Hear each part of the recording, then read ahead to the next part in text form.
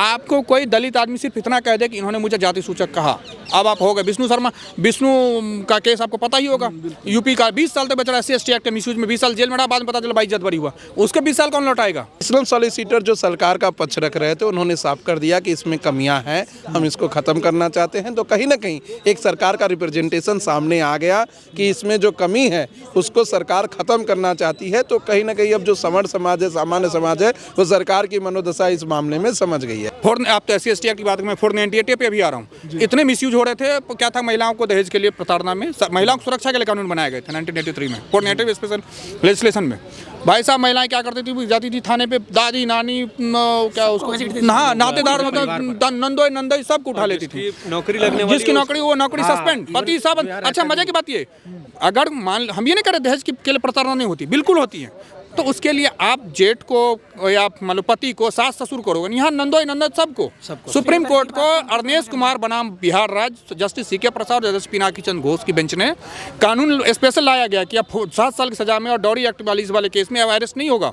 तब जो है उसके बाद फिर सत्येंद्र कुमार अंतिम बनाम CBI 2022 के जजमेंट में अब 7 साल तक के कम की सज़ा में आपको जेल नहीं होगी, आपको इन्वेस्टिगेशन ज्वाइन करना पड़ेगा और चार्जशीट फाइल होगी, फिर आपको ट्रायल करना पड़ेगा। जनरल कैटेगरी में, ये भी जनरल कैटेगरी में, ये SC ये ST, हाँ, और आप अगर मान लीजिए OBC, हाँ, हम दोस्त हैं, लेकिन कहीं बाई चांस कभी खटास आ गई हमारे बीच में, हाँ, तो इनमें से आप में से कोई भी उठ के बोल देगा कि भाई अब मान लीजिए ये ST में है, तो ये चारों लोगों को घसीट देंगे और परिवार भी परेशान होगा। हाँ, साथ। अब ये सोचिए कि कितना ये सोसाइटी को हम सोसाइटी को एक करने की बारे में नहीं सोच रहे हैं। ये गवर्नमेंट ये सोच रही है कि सोसाइटी को कैसे बिखेर दे एकदम अलग अलग, ताकि मेरा एक जो एक विधायक यहाँ से खड़ा हो रहा है तो वो उस समाज का है तो वो उसको वोट मिले, इधर दूसरा विधायक को करेंगे ताकि वो उसको वोट मिले। उनको ये नहीं मतलब है कि सोसाइटी में क्या दिक्कतें आ रही हैं, रोड सही चल रहे हैं कि नहीं, घर में पानी साफ पानी पहुंच रहा है कि नहीं, घर में लाइट आ रही है कि नहीं, शिक्षा व्यवस्था सही है कि नहीं,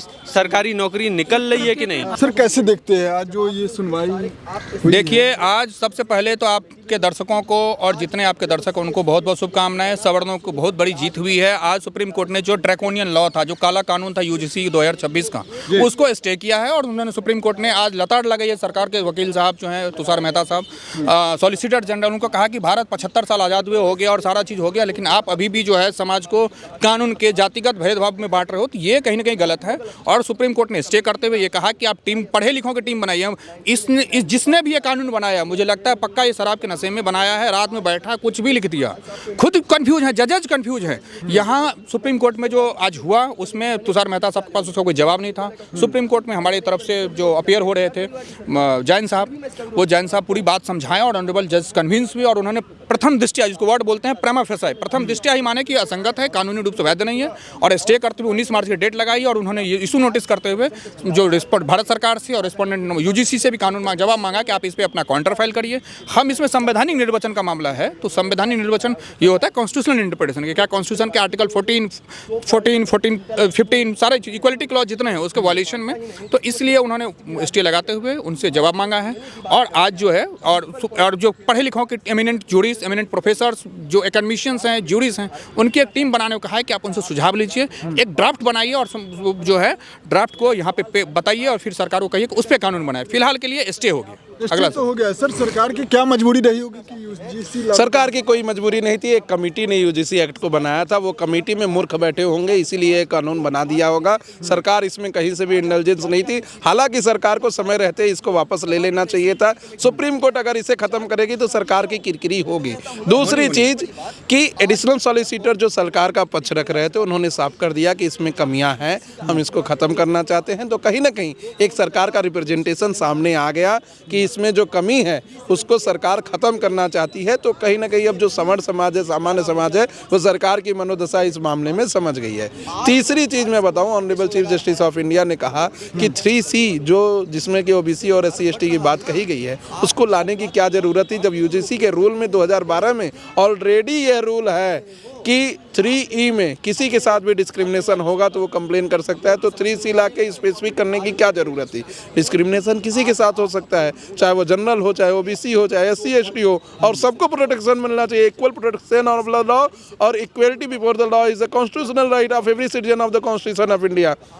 तो ये बातें honourable chief justice of India India ने कही और इसी पर चर्चा भी किया ऑनरेबल चीफ जस्टिस ने, और कहीं ना कहीं इस पूरे कानून को गलत माना है और आगे चलकर यह होगा कि पूरा कानून ही खत्म होगा। यूजीसी के बाद जो है छात्रों के ऊपर क्या कुछ प्रभाव पड़ता है? बहुत प्रभाव पड़ता है। हम आपको बताएं कि यूजीसी कानून में जो आज कोर्ट में चर्चा हुई वो बात बताते हैं। Honourable chief justice of India ने कहा कि मैं भी कॉलेज में रहा हूँ, हॉस्टल में रहा हूँ, मैंने ऐसे भेदभाव कहीं नहीं देखे। 1-2% अगर भेदभाव होते हैं तो उससे आप पूरे समाज को बांट नहीं सकते। दूसरा बात, honourable chief justice of India ने कहा कि जो व्यक्ति पहले दिन इंटर करता है कॉलेज में, उसको एक 4th ईयर 5th ईयर का ओबीसी और SC/ST का बच्चा कंप्लेन कर देता है कि हमारे साथ जातिगत भेदभाव किए, तो उसके लिए क्या मैकेनिज्म आपके पास है? फर्जी कंप्लेन के लिए आपके पास क्या मैकेनिज्म है? और आप लोग अगर ऐसे किसी फर्स्ट ईयर के बच्चे को फंसाकर जेल भेज देंगे तो उसका कैरियर किस दिशा में जाएगा? ऑनरेबल सुप्रीम कोर्ट ने तीखी टिप्पणी की। और ब्रदर जस्टिस जो उनके साथ चीफ जस्टिस ऑफ इंडिया के साथ जो हिमालय बॉक्स थी, उनका कहना था कि आप यहाँ अमेरिका बना देना चाहते हैं जहाँ श्वेत और अश्वेत के लिए अलग कॉलेज है। आप समझिए इस बात को कि जनरल के लिए अलग कॉलेज हो जाए और ओबीसी SC/ST के लिए अलग, तो ये तो डिस्क्रिमिनेशन तो यहाँ होगा ना। एक ओबीसी SC/ST का बच्चा जो जनरल के बच्चे के साथ बैठ के पढ़ना चाहता है, उनसे कुछ सीखना चाहता है, जनरल का बच्चा जो ओबीसी SC/ST से सीखना चाहता है उससे तो वंचित रह जाएगा। उनके आपस में आचार विचार जो संभावनाएं हैं वो तो खत्म हो जाएंगी। तो इस पर ऑनरेबल सुप्रीम कोर्ट ने कहा, ऑनरेबल सुप्रीम कोर्ट ने ना सिर्फ एक सिंगल क्लॉज पे पूरे एक्ट पर ही स्टे लगा दिया। अगला तारीख 19 मार्च को रखा गया अगला तारीख। एक ऑलरेडी मैटर लगा हुआ था जिसमें senior advocate Indira Jaising appear हो रही हैं, उसी मैटर के साथ इसको टैग किया गया और उसी मैटर में सरकार का कहना था कि सुप्रीम कोर्ट ने गाइडलाइन दी है, जबकि आज सुप्रीम कोर्ट ने यह भी साफ कर दिया कि हमने कोई ऐसी गाइडलाइन नहीं दी थी कि ओबीसी और SC/ST को जनरल से हटा दिया जाए, बांट दिया जाए। इस कानून के बाद जो है लोग जो है दो खेमे में बट गए हैं। कुछ लोग इसका समर्थन कर रहे हैं तो कुछ लोग विरोध कर रहे हैं, तो उनके अंदर क्या मैसेज है? नहीं, देखिए, मैं मानता हूं समाज का हर पढ़ा लिखा व्यक्ति, चाहे वो ओबीसी SC/ST का हो, उसको इस कानून का विरोध करना चाहिए, क्योंकि सबको समानता का अधिकार है। भेदभाव, अगर किसी के साथ भेदभाव है तो उसे भेदभाव के नज़र से देखा जाना चाहिए, ना तो ओबीसी ST जनरल के नज़र से देखा जाना चाहिए। दूसरी बात मैं कहूँगा कि मेरे पास जो कई सारे पिटिशनर इसमें PIL में आए थे, उन्होंने उनमें से ओबीसी वर्ग के भी थे, SC/ST वर्ग के भी थे। कल DU के अंदर भी जो प्रोटेस्ट हुआ उसमें ओबीसी वर्ग के लोग भी प्रोटेस्ट कर रहे थे इस कानून के खिलाफ, क्योंकि ये कानून गलत है। जो कानून के जानकार होंगे वो साफ साफ देखेंगे कि इस कानून में बहुत खामियां हैं। पहले भी सर जो है, सर थोड़ा जानना चाहेंगे, पहले भी जो SC/ST एक्ट थी उसकी दुरुपयोग पर जो है सुप्रीम कोर्ट ने 2018 में डॉक्टर काशीनाथ महाजन बनाम महाराष्ट्र के केस में जस्टिस UU ललित और जस्टिस आदर्श कुमार गोयल साहब ने इस SC/ST एक्ट में जो रोक लगाई थी नेशनल क्राइम रिकॉर्ड ब्यूरो का देखते हुए उन्होंने इस SC/ST एक्ट के मिसयूज को लेकर के गाइडलाइंस इशू किए थे 2018 में। लेकिन इतना ज़्यादा वहाँ पे तोड़फोड़ हुआ SC/ST एक्ट के जो कमेटी के लोगों ने रेलवे ट्रैक तोड़े, सरकारी भवन जलाए कि सुप्रीम कोर्ट का अपने जजमेंट को रोल बैक करना पड़ा और सरकार को पृथ्वीराज चौहान वाले उसमें सुप्रीम कोर्ट ने पृथ्वीराज चौहान वाले सब्सिक्वेंट जजमेंट 3 जजेज बेंच ने 2 जजेज बेंच को वो होल्ड किया उसको, और उसके बाद जो है सरकार अपनी स्पेशल पार्लियामेंट में शीत का वो मानसून सत्र बुला करके जो होता ही है उसमें स्पेशल सत्र बुला करके उसमें कानून बनाना पड़ा। तो कहीं ना कहीं मुझे लगता है उस टाइम भी गलत था, मतलब सरकार का संशोधन कोई भी एक्ट हो सर, मैं ये मानता हूँ उसमें ड्यू प्रोसेस होना चाहिए, उसका कानूनी रूप से बढ़िया होना चाहिए। अगर कोई उसमें ये था कि आपको बेल भी नहीं मिलती थी, अभी भी नहीं मिलती है बेल, आपको हाईकोर्ट में स्टे अरेस्ट फ्रॉम स्टे लेना पड़ता है, एंटीसिपेटरी बेल का कोई प्रावधान ही नहीं है। आपको कोई दलित आदमी सिर्फ इतना कह दे कि इन्होंने मुझे जाति सूचक कहा, अब आप हो गए। विष्णु का केस आपको पता ही होगा, यूपी का 20 साल तक बेचारा SC/ST एक्ट के मिसयूज में 20 साल जेल में रहा, बाद में पता चला 22 जनवरी हुआ, उसके 20 साल कौन लौटाएगा? मेरा ये मानना है आपके चैनल के माध्यम से और ऑनरेबल सरकार को समझना चाहिए, हमेशा कॉम्पेंसेटरी जूरिस्प्रूडेंस रखिए। अगर मैलिशियस प्रोसिक्यूशन हुआ उस केस में, अगर किसी ने कहीं हो सकता है कि आपकी कोई जाति को कोई हो सकती है कि पर्सनल इम्यूनिटी हो, उसको इस कानून का ढाल बना करके नहीं फंसाया जाना चाहिए और इस बात का प्रावधान रहना चाहिए कि जब कभी उस कानून का दुरुपयोग हो उसके बदले में जितनी सज़ा उसको मिल रहा है वो जेल में रहा हो, ये भी रहे 10 लाख के जुर्माना और 10 साल की सज़ा जब तक नहीं होगी तब तक कोई भी एक्ट का मिसयूज जो है रुकेगा नहीं। आप तो SC/ST एक्ट की बात करें, मैं 498 पे भी आ रहा हूँ, इतने मिसयूज हो रहे थे। क्या था, महिलाओं को दहेज के लिए प्रताड़ना में, महिलाओं की सुरक्षा के लिए कानून बनाए गए थे 1983 में 498 स्पेशल लेजिस्लेशन में। भाई साहब, महिलाएं क्या करती थी, जाती थी थाने पे, दादी नानी क्या उसको नातेदार नंदोई नंदोई सबको उठा लेती थी, नौकरी लगने वाली जिसकी नौकरी वो नौकरी सस्पेंड, पति सब। अच्छा, मजे की बात ये, अगर मान हम ये नहीं करें दहेज के लिए प्रताड़ना नहीं होती, बिल्कुल होती है। तो उसके लिए आप जेठ को या मतलब पति को, सास ससुर को रोगे, यहाँ नंदोई नंदन सबको। सुप्रीम कोर्ट को अरनेश कुमार बनाम बिहार राज्य जस्टिस सी के प्रसाद और जस्टिस पिनाकी चंद्र घोष की बेंच ने कानून स्पेशल लाया गया कि अब 7 साल की सजा में और डॉरी एक्ट वाले केस में अब अरेस्ट नहीं होगा। तब जो है उसके बाद फिर सत्येंद्र कुमार अंतरी बनाम सीबीआई 2022 के जजमेंट में अब 7 साल तक के कम की सज़ा में आपको जेल नहीं होगी, आपको इन्वेस्टिगेशन ज्वाइन करना पड़ेगा और चार्जशीट फाइल होगी, फिर आपको ट्रायल करना पड़ेगा। कानून का मिसयूज होता है और इस लॉ का भी मिसयूज होता बहुत ज़्यादा, ठीक है। कोई भी फॉर एग्जांपल मैं आपको उदाहरण देता हूँ, कोई प्रोफेसर साहब किसी ऑन मैरिट लड़के को कम नंबर दिए, लड़का पढ़ने में गधा रहा हो, बिल्कुल फॉर एग्जांपल ले लेते, सिर्फ एग्जांपल ले समझिए, वो सिर्फ उसको इतना कहना होगा कि देखो जी हमको जातिगत भेदभाव की वजह से फेल किया। पता चला प्रोफेसर साहब वकील साहब फोन करे एंटीसिपेटरी बिल लिए घूमे रहे हैं, फिर 5 साल 7 साल केस करें। या कोई हमें कह रहे थे नए लड़के हैं, प्रेम मोहब्बत हो सकती है, किसी जनरल कास्ट की लड़के को या किसी का भी ले सकते हैं, उसको उल्टा भी करके देख लीजिए, लड़का किसी ने रिफ्यूज कर दिया, कह देंगे देखो जी मुझे जातिगत वजह से किया। पता चला लड़का 4थे साल में अगर पढ़ाई करो 5 साल की कोर्स में, अब वो जेल 4 साल 5 साल जेल में रहेगा, उसकी कानूनी कार्रवाई होगी। और आपको पता है भारत में जुडिशल सिस्टम 4-5 साल लग जाते हैं। मेरा ये मानना है कि सरकार को कानून बनाते वक्त उस कानून के होने वाले दुरुपयोग के प्रावधान रखने चाहिए। और सुप्रीम कोर्ट ने धारा 3C का जो इसमें एक्ट का था उसको निर्वचन में प्रथम दृष्टया ही ये पाया कि कानून में बहुत सारी विसंगतियाँ हो, जिसने भी बनाया है शाम को कोई मादक पदार्थ ले लिया होगा और जो मन में आया उल्लम गलम चिड़िया बैठा दी होगी। तो सरकारी कर्मचारी काम नहीं करते, वो काम करने के पैसे लेते हैं। सॉरी टू से मैडम मैं आपको नहीं कह रहा, हाँ तो वो है। तो इसलिए इस पे विसंगतियाँ हैं और सुप्रीम कोर्ट जस्टिस जयमाला बागची ने साफ साफ कहा है कि इस एक्ट को बनाने से पहले सोचना चाहिए था। और उन्होंने एक सजेशन भी दिया है कि टॉप पढ़े लिखे प्रोफेसर्स या जो एमिनेंट ज्यूरिस्ट उनकी एक पैनल बनाइए, उस पैनल में जो रिपोर्ट आती है उसको आप सजेशन के तौर पे दीजिए। यहाँ जो भी अंडर सेक्रेटरी होते हैं फालतू हैं, इनकी हटाओ, जो भी बनाया हो गलत। अभी का जो ड्राफ्ट है बहुत ड्रैकोनियन ड्राफ्ट था, टाटा की तरह था, उठा कर टांग दो किसी को। हाँ, इस देश में लगातार यूसीसी की डिमांड हो रही थी, उसमें यूजीसी का क्या जरूरत? यही तो बात है साहब, सबसे बड़ा तो है कहते हैं ना कि समाज तोड़ो, समाज तोड़ो। पहले ये था, पहले देखिए, हाँ बिल्कुल सही कह रहे हैं हमारे साथी का अधिवक्ता। मैं ये बोल रहा हूँ, उनका कहना बस सिंपल सा ये है कि समाज तोड़ो, वोट बटोरो, यानी वोट बैंक की राजनीति। अरे इसके अलावा कुछ और आपको दिखता है?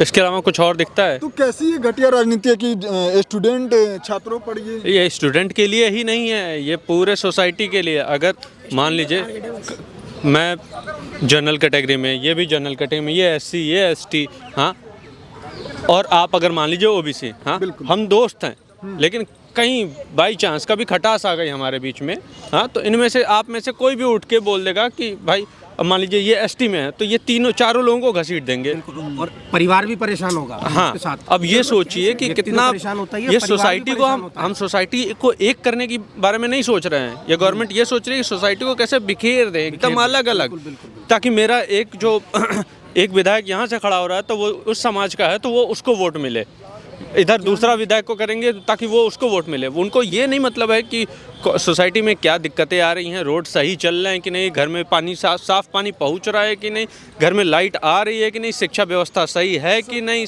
सरकारी नौकरी निकल रही है कि नहीं। भारत जोड़ो, दूसरी तरफ कहता है जाति तोड़ो, वही वाली बात ये लोग कर रहे हैं। चंद्रशेखर आजाद बोला है कि हम इसका विरोध करेंगे अगर इसको रोको। देखिए, चंद्रशेखर आजाद जी को अगर विरोध करना था तो उन्हें आज सुप्रीम कोर्ट में प्रेजेंट होना चाहिए था। वो अपने आप को अधिवक्ता कहते हैं, वो कहते हैं कि मैं एडवोकेट हूँ। अगर वो एडवोकेट है तो एक काला कोट पहन के आने में उनको यहाँ इसका विरोध करने में क्या दिक्कत है? अरे सर, उनके पास होना भी तो समस्या तो यही है ना, समस्या यही है कि यहाँ आने की बजाय जनता को बरगला रहे हैं, अनपढ़ व्यक्तियों की फौज खड़ी करके अनपढ़ व्यक्तियों को बरगला रहे हैं। उनको यहाँ आना चाहिए था, विरोध करना चाहिए था और यहाँ पर अपने आप को रिप्रेजेंट करें ना। अगर अधिवक्ता है तो यहाँ आए ना, हम लोग यहाँ खड़े हैं, सब लोग खड़े हैं। एक नाम और ऐड कर लीजिए, ओवैसी साहब का, हमेशा मुसलमानों का मत दिल मसीहा कहते हैं, बैरिस्टर का इंग्लैंड से परखे हैं। भाई साहब, एक बंदे का एक वकालतनामा सुप्रीम कोर्ट में दिखा दो, सिंगल दिखा दो, वो बंदा ये मीडिया पार्क में आता है, यहीं बैठ दे के चला जाता है, कोर्ट में उसकी मुंह नहीं खुलती, कोर्ट में जाए दिखेगा नहीं। ऐसे एक और वकील साहब हैं, प्राचा साहब। ओवैसी साहब क्या बात कर रहे हैं? ओवैसी नहीं, जो मुसलमानों की बात ओवैसी साहब करते हैं या रावण साहब दलितों की बात करते हैं, तो ये लोग कोर्ट में अपियर नहीं होते। ये तो मैं कहना चाह रहा हूँ, अगर ये बैरिस्टर है, हम कह रहे नहीं भी है, आपको अपने समाज और अपने लोगों की चिंता है, आप पार्टी इन पर्सन अपियर होइए, बिल्कुल बोलो तो सही कोर्ट में, जज साहब के सामने आपकी मुंह नहीं खुल के, आप नॉलेज पूरा खाली है दिमाग। भाई साहब, समझिए बात को, राजनीति कर ज्ञान अलग चीज़ है, न राजनीति अलग चीज़ है। जनता को बांटते हैं, जो कि हमारे साथी अधिवक्ता बड़े भाई साहब बोले, और जो है समाज को तोड़ने का काम करते हैं। मैं चाहूँगा आपके मन से सवर्णों की एक अलग पार्टी होनी चाहिए, जो सवर्णों के हितों को अपनी बात रखे, जो सरकार उनकी सुने, उनको सपोर्ट करे, क्योंकि अब बहुत ज़रूरी है वैकल्पिक सवर्णों की पार्टी होनी चाहिए, क्योंकि ये मामला दिख गया कि बीजेपी भी आपकी नहीं है, कांग्रेस तो कभी थी ही नहीं आपकी। आप समझिए, जनता को समझना होगा कि अब आपको समय आ गया है, ब्राह्मण ठाकुर कैस्ट अपनी चीज़ें वो करके अब एक पार्टी बनाओ। आज के जमाने में पढ़े लिखे का समाज बनाओ, जातिवाद क्यों में करना है? क्या जरूरत है आप अगर जातिवाद देखेंगे ना इस समय, तो इस समय अल्पसंख्यकों के लिए काम करने वाली हजारों पार्टियां हैं सवर्णों के लिए, जबकि सबसे बड़ा जो अगर हम टैक्स पेयर लगाएं या राष्ट्र के योगदान में हम अपना वो लगाएं, तो सवर्ण सबसे ज़्यादा योगदान करता है। उसके बावजूद भी ये लोग जो हैं, उनके लिए कोई पार्टी नहीं है। अब हमने सोचा कि बीजेपी हमारी पार्टी है, हमें लगा कि हमारी सवर्णों को लगा कि बीजेपी पार्टी है, लेकिन आज बीजेपी भी हमारे साथ इस तरह का दोगला व्यवहार कर रही है। तो सीधा सा देखा जाए तो कहा जाए तो सवर्णों के लिए तो खड़ा होने वाला कोई है ही नहीं। सर सवर्णों को आप डीयू में देखते नहीं, नारे लगते हैं ब्राह्मणवाद, ठाकुरवाद, जूते मारो। आज के जमाने में हम 5 लोग यहाँ पे खड़े हैं, मैंने आपको बताया कि मैं किस कास्ट से हूँ, नहीं बताया ना, तो कास्ट की जरूरत क्या, हम पढ़ा लिखा समाज में कास्ट की जरूरत ही नहीं है, हमें मेरिट की जरूरत नहीं है, हमें हमारी प्रतिभा की जरूरत है। अगर हमारे पास हमारी प्रतिभा है तो हम स्वयं अपनी वो चीज़ अपनी अचीव कर लेंगे, तो हमें क्या जरूरत है हमें मेरिट की और प्रतिभा की। ठीक है सर, समय दिए बहुत बहुत धन्यवाद। तो कुल मिलाकर आपने सुना, अभी हमारे साथ वकीलों के पैनल थे, सुप्रीम कोर्ट के वरिष्ठ वकील लोग जुड़े थे, इनका जो राय था यूजीसी के लेकर के वो रखे। बाकी आपका प्रतिक्रिया क्या कहता है नीचे कमेंट में इंतजार करेंगे। मिलते किसी अन्य खास खबरों के साथ, तब तक ले दीजिए इजाज़त। जय हिंद, जय भारत, वंदे मातरम।